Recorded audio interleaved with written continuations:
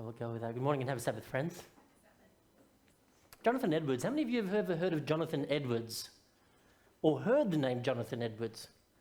There's a very famous American politician called Jonathan Edwards, who a couple of years ago got caught doing some things he shouldn't be doing, and he lost his office. And then after he lost his office, he got caught doing some more things he shouldn't have been doing. So some of you may have heard of him. There was a very famous theologian, Jonathan Edwards, who lived in the 18th century. Long time ago, and he was one of the most famous and prominent preachers and what they would call a revivalist back in those days. What did revivalists do? They would go from place to place, and they would basically get one of those old farm crates, put it up outside the local pub, and as people were coming in, they would basically start preaching on the perils of sin. And then when people would hear and they'd get a bit of a crowd, they'd eventually move into the local church. And by the time a revivalist would leave, many of those Midwest, outback, Wild West country towns would become completely Christian.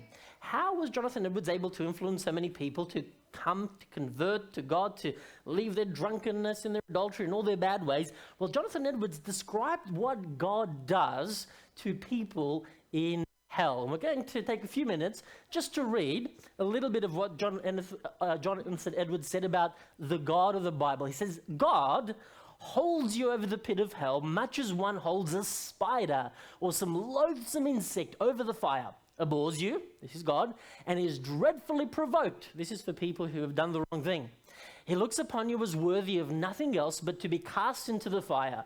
You are 10,000 times more abominable in his eyes than the most hateful, venomous serpent is in ours. Does that give you the warm and fuzzies? But he hasn't finished. He continues. It would be dreadful to suffer this fierceness but for one moment, but you must suffer it to all eternity. There will be no end to this exquisite, horrible misery.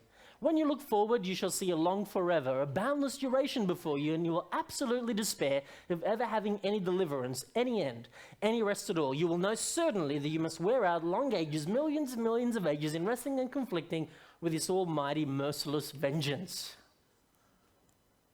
That's one way to bring people to church. It doesn't work so much these days. But definitely people had this concept of God. And when we think about how people view God, when we think about atheists, when you hear someone like Richard Dawkins talking about God, he uses very similar words to describe God. He says God is starts with M, ends in onster. Any guesses? God is a monster. He's dreadful. He's abhorrent. Why would anyone want to know or follow or believe in a God like this? And to be fair, when you talk to people who say, I don't really believe in God, and you ask them what kind of God they don't believe in, how do they describe that God? Very similar to this kind of God. Yeah, not much. Now, the Christian world has said, well, that doesn't really attract people anymore these days. We've tried the stick. Now we need to try the carrot to get people into church. So we've moved from this concept of God to a God that looks a little bit more like this. Right? What's God like? Well, he's Santa Claus, warm and fuzzy, grandfather type personality. He only ever does good things. There's no such thing as wrong. There's no such thing as bad. There's no such thing as sin. I spent some time at a symposium earlier this year where a researcher from New Zealand came and shared some of her findings. She had done an in-depth survey with 8,000 people of all ages in Auckland. On spirituality, on faith, on religion. There were atheists, there were Christians, there were Hindu, there were Buddhists, there were all sorts of people. And two main things stood out in her research. One was that people these days don't really have any concept or idea or belief in eternal life. That's not important to them anymore. And two, the idea of sin means nothing. So when we talk about sin, the average person on the street, it's a religious term, but it doesn't have any relevance for my life. Essentially what we've had is we've gone from a society where people had this view of God as a tyrant to the point where if he even exists at all God might be able to do is give you Christmas presents. Maybe something for your birthday, maybe for an anniversary as well. What is God really like? Is there something in between the hideous monster burning people in hell forever, holding them like a spider dangling over the fire? Remember that image next time you see a spider, right? Or the Santa Claus figure. We're going to explore a story in the Old Testament, and we pick up the beginnings of our story in the book of 2 Chronicles. 2 Chronicles chapter 32 and verse 33. Now, Chronicles isn't the word we use much these days, but heard of the Chronicles of Narnia. What does that mean? What does the word Chronicles mean? Anyone? Anyone? No? What do you think Chronicles of Narnia mean? The stories, basically the stories, the history or the stories of what happened. So here are the Chronicles of the kings of Judah and Israel. Chapter 32 and verse 33. When Hezekiah died, he was buried in the upper area of the royal cemetery, and all Judah and Jerusalem honored him at his death, and his son Manasseh became the next king. Let's just read chapter 33, verse 1. Manasseh was 12 years old when he became king, and he reigned in Jerusalem 55 years, the longest serving monarch in this part of the world, and we'll explain that in a little while. So there's Hezekiah, and then there's Manasseh, and our story focuses mainly on Manasseh, but I want us to get to know Manasseh a little bit. How old are you, Torby? 10. Okay, so give Torby another 2 years, right? And imagine we end up making him Prime Minister of Australia. Oh, yeah. We've got one vote already. Probably need a few more, but hey, you got to start with one vote. So you imagine someone the age of just a little bit older than Torby becoming Prime Minister of Australia. And to be fair, I don't get into politics much, but I can almost guarantee you he could probably do as good a job, if not better, from what we're seeing today in politics, right? He doesn't have dual citizenship, so he's safe. Okay, Ahaz. Ahaz was Manasseh's grandpa. And we're not going to read all of the story of Ahaz, but just a little bit of an insight into Ahaz was. Ahaz was the king of what we would call the kingdom of Judah, was the southern part of Israel. We're going to go way back in history, and we're going to fly through about 2,000 years in 30 seconds. Have you heard of Abraham? Abraham has Isaac. Isaac has 2 boys, Jacob and Esau. Jacob has 12 sons, plus other children. And those 12 sons become the tribes of Israel. They form this kingdom, where modern-day Israel and Palestine is today. They get into an argument not long after David. If you remember David and Goliath, David was the guy with the slingshot who slew the giant. And the kingdom splits into 2. You've got 10 tribes up here and 2 tribes here, Judah and Benjamin, and I guess some parts of the Levites as well. So Ahaz is a ruler in this part of the world here. Now, if you were to expand that on Google Earth, you would realize that the region of Palestine is extremely small. It's probably around 500-600 kilometers long, maybe about 200 kilometers wide. It's basically a tiny patch of earth. If you think of Tasmania, roughly around the land size of Tasmania.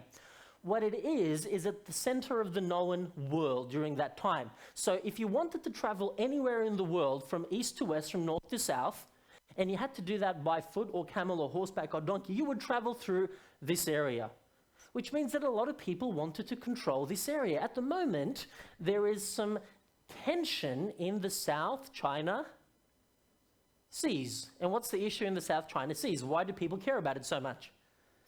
There's just water. When was the last time somebody fought over the Middle East? What's the problem with the South China Seas? Why is there so much discussion and argument? I heard trade. It's a trade route. Whoever controls that area is able to control how money flows through, trade, goods, etc. So this is an area of trade. Ahaz becomes the king of this area, and he gets attacked by the kingdom of Aram Damascus. And the king of Aram Damascus ends up taking a lot of his territory. He's winning the war, and the kingdom of Judah is becoming smaller and smaller and smaller and smaller. And that's not a good thing for Ahaz. So Ahaz writes to this other kingdom from the Assyrian Empire up here, and he says, come help me. So the Assyrians end up coming, and the Assyrians attack the guys here, the kingdom of Aram, and eventually Ahaz manages to survive with his life. And Ahaz says to himself, is it that the Syrians and the Aram Damascus kingdom are so strong? Well, maybe it has something to do with their gods. And so instead of worshipping the God of the Jews, the God of the Bible, Ahaz worships the gods of the Assyrians and the gods of the Arameans and the gods of the people from Damascus, and it just worship pretty much anyone and everyone. And things don't go great for him, but at least he's alive with his life. enter Manasseh. Manasseh, let's go to the next slide. Not Manasseh, sorry, Hezekiah. Hezekiah is Manasseh's dad, also Ahaz's son. When Manasseh gets to the throne, he says, you know what, things aren't going too well for us. We were doing really well when we were following who?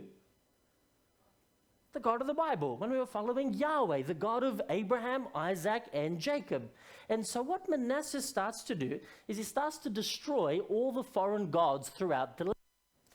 It's like going through today, through Australia, going through from house to house, and if somebody has, have you ever gone to their houses where you knock on someone's door or you visit someone and they've got those little statues of Buddha or of Krishna or a cross or whatever? Have you seen that in people's house? It's like going through and destroying all of their relics, all of the bits and pieces, and saying you are only allowed to worship this particular God. So that's what Hezekiah ends up doing.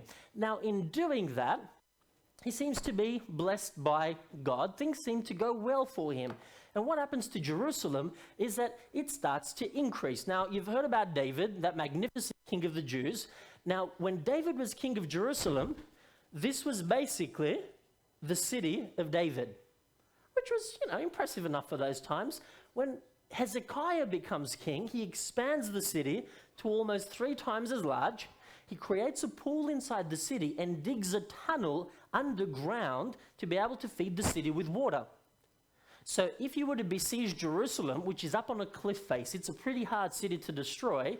Now it's got a permanent, everlasting supply of water, which makes it what when it comes time to attack it? Is it easy to attack? No, because it's got water. You can't exactly make people there die of, of thirst. And so Hezekiah is doing really well for a while. He's getting wealthy, his kingdom is expanding, his city is growing, things are going well. And he again now gets attacked by the Assyrians. You can read that there a few chapters before we start to focus on Manasseh. He gets attacked by the Assyrians, and the Assyrians pretty much take over all of Hezekiah's kingdom. And eventually they surround Jerusalem, and what does Hezekiah do? He prays, he says, God help me, and what does God do?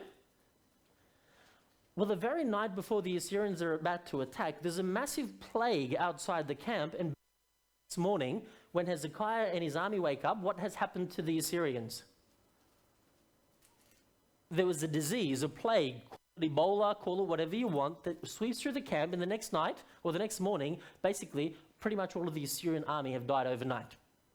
So Hezekiah ascribes that to God, and not long after that, Hezekiah decides that it's time to pass on the mantle to his son Manasseh, who is only 12. But Hezekiah is a wise man, and he decides not to make Hezekiah full king. They're going to be co-regents, so they're both going to be kings at the same time. So for 10 years before Hezekiah dies, both Manasseh and Hezekiah are king, till when Manasseh is around 22. And at the age of 22, Hezekiah dies, and Manasseh is the sole king of the southern tribes of Judah. Now, 12 is young to be a king. What about 22? What do you think? Finished uni, becoming Prime Minister of Australia, President of America? Let's read what Manasseh does after his father dies. So we're in 2 Chronicles 33. 2 Chronicles chapter 33. Let's just read a few verses. It says Manasseh was 12 years old, and yes, he was 12, but really 22 when his father died and left him alone. He reigned in Jerusalem 55 years, did what was evil in the Lord's sight, following the detestable practice of pagan nations that the Lord had driven from the land ahead of the Israelites, who rebuilt the pagan shrines his father Hezekiah had broken down. So he's basically saying, I want to go back to what grandpa did. I'm going to follow grandpa instead of dad. He constructed images of Baal and set up Asherah poles. He also bowed before all the powers of the heavens and worshipped them. He built pagan altars in the temple of the Lord, the place where the Lord had said, "His name will remain in Jerusalem forever." He built these altars for all the powers of the heavens in both courtyards of the Lord's temple. Manasseh also sacrificed his own sons in the fire in the valley of Ben Hinnom. He practiced sorcery, divination, and witchcraft, and he consulted with mediums and psychics. He did much that was evil in the Lord's sight, arousing his anger. And you can read through there, and he basically describes all of the things that Manasseh does. You see, Manasseh is a child. He's 12 when he becomes co-regent with his father. And his father is a king. Boys, up until a certain age, look up to their fathers, right? Especially if the father is a good guy. If the father's abusive and drunk and alcoholic and whatever, you might not be your role model. But if your father is a king, and a king who seems to be doing well, wouldn't you look up to him? And so as a 12-year-old, I guess Manasseh is looking up to his father. But while he's looking up to his father, what happens to his father in the last few years of his reign? He gets almost defeated by the Assyrians. The Assyrians are a massive world power. They're growing from strength to strength, and they are the dominant force in the world. And sure, God saves Hezekiah, but is Hezekiah ever the world's leader or the world's emperor of a superpower? Never. So you've got this young child who's watching geopolitics unfold before his eyes. Yes, I look up to Dad, but who's even more powerful than Dad? The Assyrians. The Assyrians are really powerful. And what do the Assyrians do to be so powerful? Well, they worship various other gods. And so Manasseh, when he's finally king on his own, he says, I'd rather be like the Assyrians than like my father. And he starts to do some abominable things in the eyes of the God of the Bible. He basically brings in other gods into the temple that was dedicated to God. It's like you've got a Christian church, and then into that Christian church, you start to bring in satanic rituals and images and all sorts of things, and you start to worship Satan in a church. That's the kind of thing that Manasseh does. It mentions there that he sacrifices his sons through the fire. If you go to, and we'll turn there and I'll tell you a little bit. I mean, in 2 Kings chapter 21, it basically repeats a lot of what it says in Chronicles. Just open your Bibles there. 2 Kings chapter 21. I should have been mentioning page names. Chapter 21. We're on page 322.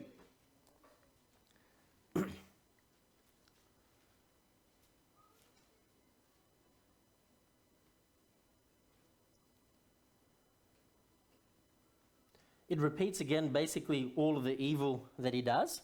And in verse 16, it says, Manasseh also murdered many innocent people until Jerusalem was filled from one end to the other with innocent blood. Let's start with his sons, and then we'll go to what he does to other people. What was Moloch? Moloch was one of the Assyrian gods, because they had a plethora of them. How did you interact with Moloch? You built this big statue made out of copper or bronze, something that would last really hot fires. Underneath the statue, you're burning these fires, so the statue is red hot. And if you wanted to gain Moloch's favor, you would basically bring your young baby children and put them in these burning hot, searing hot, sizzling hot metal arms. And if the child survived, then Moloch favored you. If the child didn't survive, then essentially that was a sacrifice to Moloch, and you'd keep burning children until eventually, hopefully, one survived. And somehow, every now and again, a child probably wouldn't die. So Manasseh would do that to his children. Were there some people that opposed what Manasseh was doing? Yes, there were. There were some prophets, and one of the most prominent prophets during the life of Manasseh was Isaiah. You read the book of Isaiah in the Bible, and Isaiah again and again tells Manasseh, what you're doing is wrong. You're hurting people, you're killing your own children. If you were faithful to the God of the Bible, to Yahweh, to the God of Abraham, Isaac, and Jacob, like your father, things would go well for you. Stop following these foreign gods. But Manasseh doesn't listen, and there's a couple of reasons why he doesn't listen. One, he wants to be like Assyria. He wants to be, to follow in the footsteps of this major empire. There are a couple of other reasons as well. What was the difference between the God of the Bible and all the other foreign gods? The God of the Bible had very clear instructions for right and wrong. How many of us grow up with the predisposition to always do what is right? How many of us grow up, and as you grow older, you're 5, 8, 10, 15, 20, the most natural thing that comes to you is to be good and kind and caring. Is that what comes natural to us? What comes natural to us? Okay, I'll speak for myself. I'll tell you what comes natural to me, because it probably doesn't apply to any of you. What comes naturally to me is to think of who? Who's number one in my life? Me. Naturally, number one is me. There's that we were born with this predisposition to think of ourselves, to do what feels good, what we like, what's good for us, not other people. The God of the Bible, though, the God of Abraham, Isaac, and Jacob, Yahweh, he has really clear instructions on what to do and what not to do. He says, don't steal, even if you really like it. Don't take what's not yours. Don't hurt other people. Don't lie. And then you read through the Old Testament, there are a lot of instructions on what to do in order to maintain a peaceful, quiet, good society. What about all the other foreign gods? Did they have those sorts of rules? Asherah, Baal, all those other gods. You know what kind of rules they had? As long as you paid your money to the temples, you could do what? Whatever you wanted. Pretty much every single other foreign god had a survival of the fittest attitude. You could pillage, you could kill, you could steal, you could burn, you could do whatever you wanted, as long as you paid your offerings to the temple of Baal, to Asherah, and to Dagon or anyone else that they were worshipping. Can you see what that might be appealing to a young king like Manasseh? You're the king of a nation, you've got some money, you've got some power, and you could do two things. You could either do what God says, behave, be a good boy, do the right thing, stop hurting other people, or you could do whatever you wanted to. Which do you think he chose? Do whatever you wanted to. It felt good at the time. I mean, today, you think of the kind of advertising that young people are encouraged with today. You see this big tick, and what does it say? Just do it. If it feels good, do it. YOLO? Anyone YOLO out here? Come on, somebody. You only live once. You see, we've pretty much come back to the same kind of society that Manasseh wanted to establish. You only live once. Feels good, just do it. And that's why many of the Israelite kings were always tempted to follow these foreign gods. That's why they didn't really like to stick around to listen to the God of the Bible, because he kept on saying things you shouldn't do. Be nice. Who wants to do that? Be kind. Don't feel like it. Hey, worship Baal. You don't have to be kind. You don't have to be nice. Baal was the god of war. If you worship Baal and paid your money to him, you essentially could go and kill anybody you wanted to, and he would give you victory. And if he didn't give you victory and you died in the process, well, bad luck. That's essentially how worship worked. 2 Chronicles chapter 33, verse 11. Let's go back there. What page are we on? 2 Chronicles 33 and verse 11. Let's read a few verses before. The Lord spoke, verse 10. The Lord spoke to Manasseh and his people, but they ignored all his warnings. He spoke through Isaiah the prophet. What happened to Isaiah the prophet? Google it. Every time I share this story, my wife says, don't go through the details, there are children in the audience.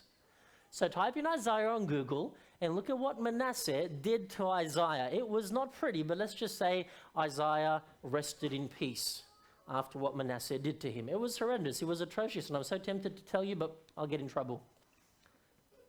So the Lord spoke to Manasseh and his people, but they ignored all his warnings. So the Lord sent the commanders of the Assyrian army. Poetic justice. He wants to be like the Assyrians. He's worshipping Assyrian gods. Who ends up coming to attack and destroy him? The very people he's trying to emulate. So the Lord sent the commanders of the Assyrian armies, and they took Manasseh prisoner. They put a ring through his nose, bound him in bronze chains, and led him away to Babylon. What did that mean? When they wanted to humiliate a foreign king, they would keep that king alive as long as possible, just because they could. It was sort of like mockery. No, we're not going to kill you. We want you to live and see the destruction of your people, the destruction of your children, the destruction of everything that is close to you. So what they would do after they take over Jerusalem, they'd put a ring in his nose. What did that mean? They'd basically put this O-ring right through, and onto that O-ring, they would attach a chain. Okay? And it wasn't cosmetic jewelry. And that chain was attached to an Assyrian soldier on horseback. And he would have to walk several hundred kilometers being dragged by the nose. Someone who killed innocent children, for someone who killed God's prophets, for someone who filled Jerusalem with blood from one end to the other, do you think that was a deserved ending? He probably got what was coming to him, right? Yeah. So he's walking literally hundreds of kilometers, hook in the nose, being dragged by the nose to Babylon, one of the cities that the Assyrians at the time were controlling. Verse 12. And they put him in chains, and basically they put him in prison. But while in deep distress,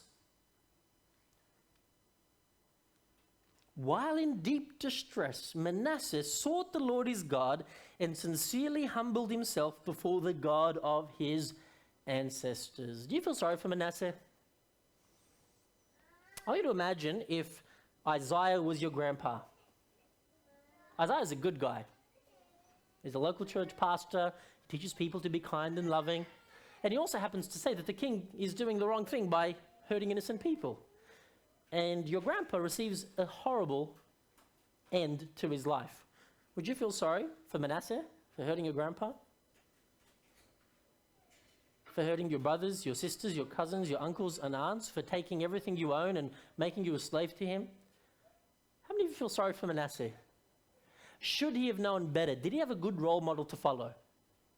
Can he complain that he was a victim as a child? You know how when you get these serial killers and they interview them, what's the pattern usually with them? They were abused as children, they had a terrible upbringing. Did Manasseh have that? No, his daddy was one of the good guys. Was he born into poverty, into squalor? No, the guy had everything going for him, but just because he wants to live a rebellious, decadent, selfish, mean life, he chooses to do that. Then he finally gets what he deserves after he's hurt a lot of innocent people. Then when it's his turn to get his just desserts, how does he react? He can't even face it like a man. He can't even say, well, I did my crime, now it's time to do my time. What does Manasseh do? While in deep distress, verse 12, Manasseh sought the Lord his God and sincerely humbled himself before the God of his ancestors. Let me ask you something. How did he humble himself? He's half naked in a Babylonian prison. What is there left to humble himself? It's more like he was already humbled. He didn't have anything to give up. He couldn't offer God anything. But maybe except his heart. He realized, hey, I've been silly, I've been dumb, I've been absolutely stupid, and I'm sorry. What happens next? Verse 13. And when he prayed, the Lord listened to him and was moved by his request. Would you be moved by his request? I wouldn't be moved. You know what I'd say? They haven't broken your legs yet. You can still talk. You've got a few teeth left. You should be thankful. You just stay there and rot in jail and think of all the things that you could have done differently. Be thankful. You've got more than what the people you hurt have. They're dead. So the Lord brought Manasseh back to Jerusalem and to his kingdom. Then Manasseh finally realized that the Lord alone is God. Not sure about you, but I don't have any sympathy for Manasseh. God, on the other hand, seems to show incredible sympathy and mercy. God is merciful to someone who doesn't deserve it. Reminds me of a story, true story, about Napoleon. There's a young man who deserts his army, and Napoleon was a dictator to start off with, and he was also very ruthless in discipline.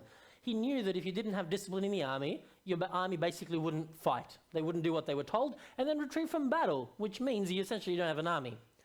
So this young man deserts the army. He doesn't want to fight in the war anymore. And if you read about Napoleon's wars, they were absolutely dreadful. I can understand why anyone would want to run away. And he gets caught. He gets court-martialed and he's sentenced to death. Just before they're about to execute him, his mother comes before Napoleon and she pleads for this young man's life. And she says, please show him some mercy. And Napoleon says, he doesn't deserve mercy, he deserves justice. And the mother says, if he deserved mercy, it wouldn't be mercy. Napoleon learned a thing from that exchange and he let the man go, but that was one of the very rare cases where anybody got mercy from Napoleon. What we find in Manasseh is God showing mercy. It's not deserved. Manasseh doesn't deserve absolutely anything. You know what Manasseh deserves? Manasseh deserves to experience everything he did to others. Wouldn't that be fair? Can you imagine a society without justice? What would that society be like? Would you be happy to live in a society without justice? Somebody wrongs you, there's no court system, there are no police officers, there's no way to be able to get what you deserve. There's just no justice. So Manasseh deserved justice. He didn't deserve mercy. Let's go to 2 Peter chapter 2 in the New Testament, towards the end there. A few books before Revelation. 2 Peter chapter 2. And I think it's on page 983.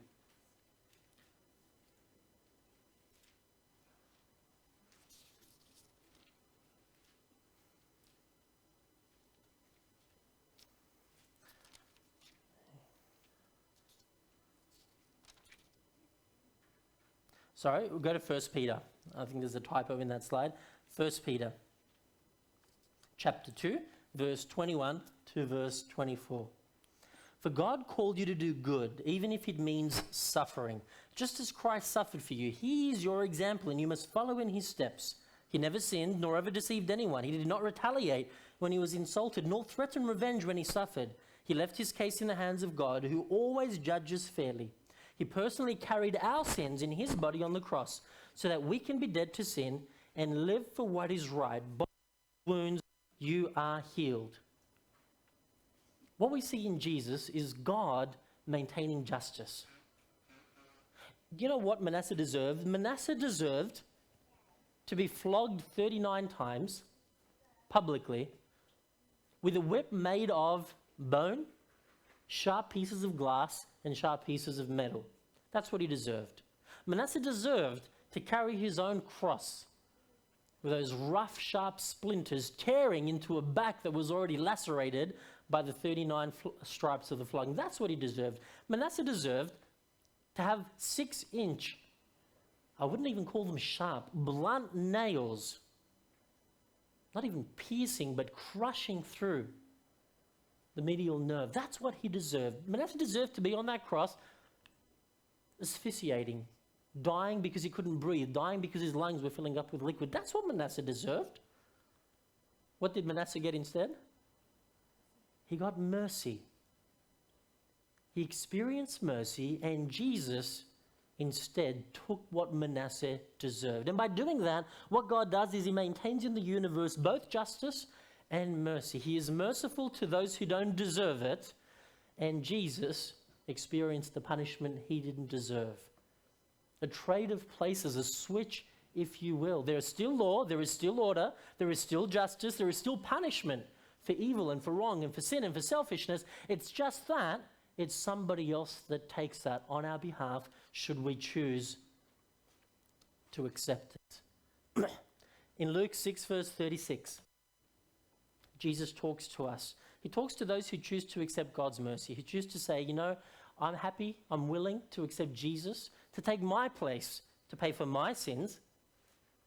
And then he says, he gives us an instruction. He says, be merciful, be full of mercy, just as God is merciful. And there's a challenge. Has anybody ever hurt you? Has anybody ever done wrong by you? Anybody at work? Anybody in your neighborhood? Anybody in your family that has done things that they don't done things to you where they don't deserve your kindness? They don't deserve your goodness. They don't deserve your forgiveness. In fact, they only deserve something really horrible and dreadful to happen to them. God says, well, in the same way, the choices you and I make at times deserve consequences, deserve punishment, deserve justice. And just as I've been merciful to you, you be merciful to those around you. Psalm 118, verse 1.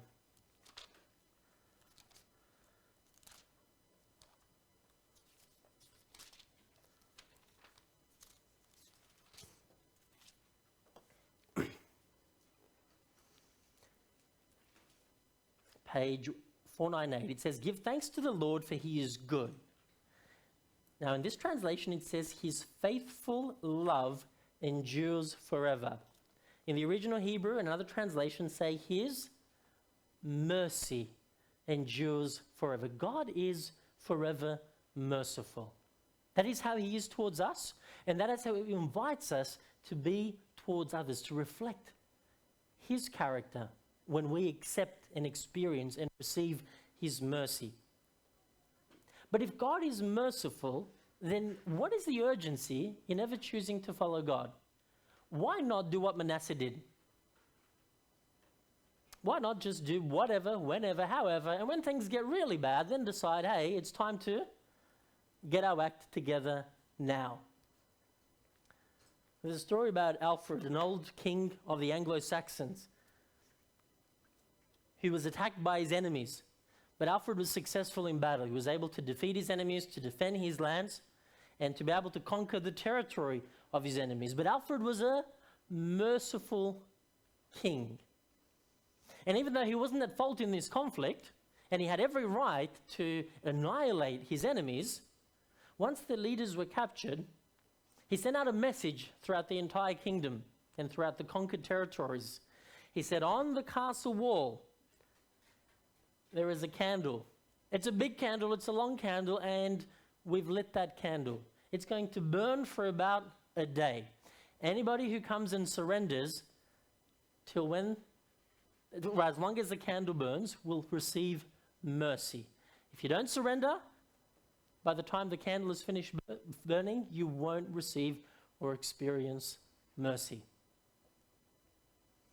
And it reminds me a little bit about our lives. You know, God, the Bible says that God is merciful for how long?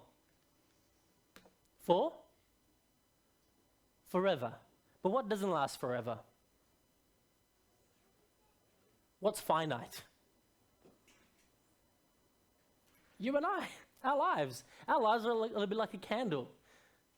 And how many of us know how long our lives last? How many of us can say with certainty, you know, I'm going well and I can see another 30, 40 years into the future? In fact, we don't even know the next hour. We don't even know the next half hour. We know nothing about the future. And because our lives are finite, God invites us to respond, to experience, accept his mercy, to let him change our hearts, to let him renew us, to let him work in and through us today, now, because we don't know how long our lives will be. And by the same token, God invites us to be merciful towards others. How long do others have? Could it be that in our acts of mercy, we may have an opportunity to save people from the error of their ways, to save people from the destruction that they're bringing upon themselves? Two things today. One, if we haven't accepted God's mercy, is there any point in delaying? Do we know what the future holds? Is there any point in resisting and doing what Manasseh did? Live a YOLO life that really just brings pain, destruction, harm? I invite you to allow God to be a part of your life today, because that's all we have control over, just the now. And secondly, are there people in your life that do not deserve mercy, that deserve justice, that deserve the cold shoulder, that don't deserve a phone call, that don't deserve an email, that don't deserve kindness and mercy? Jesus says, if you've received my mercy, if you're grateful for what I've given you, be merciful as he is merciful. Show mercy to those that don't deserve it. Forgive when they don't deserve it. Go out of your way to mend those bridges, to restore those relationships, to bring healing when they don't deserve it. And by doing so, we may continue to extend the mercy that God has shown us. Be merciful as your Father in heaven is merciful.